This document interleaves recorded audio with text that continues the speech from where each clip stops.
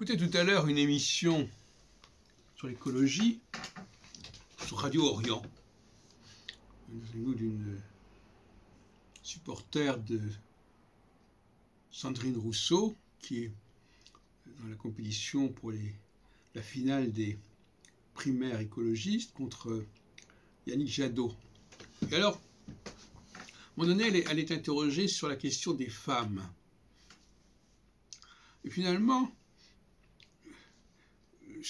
elle répond d'une façon complètement abstraite. Elle dit oui, ben écoutez, oui, il faut qu'on fasse les choses ensemble. Oui, mais ensemble, qu'est-ce que ça veut dire ensemble? Est-ce qu'elle définit en quoi que ce soit ce qui distingue les hommes des femmes, par exemple? C'est un sujet tabou. Pourquoi? Parce que si je commence à définir, je fige les choses. Donc il ne faut pas définir. Voilà le genre de raisonnement, finalement. Vous imaginez bien que dans beaucoup de situations, c'est une position qui est complètement intenable.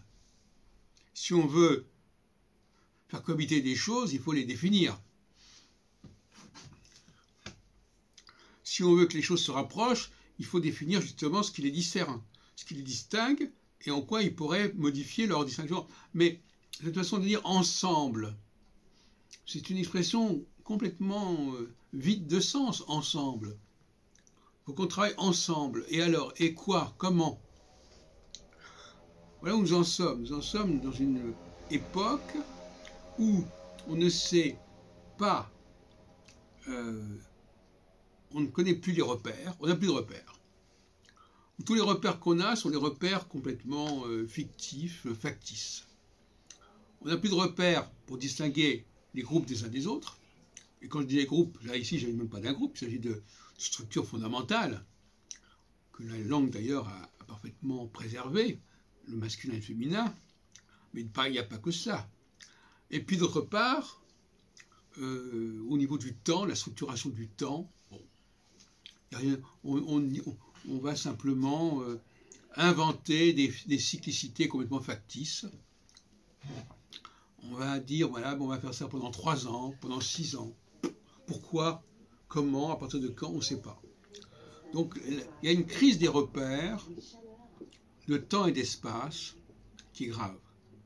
Mais cela dit, le problème, c'est qu'on est en train de nous dire, oui, mais ces repères de temps et d'espace, ils ne sont pas scientifiques.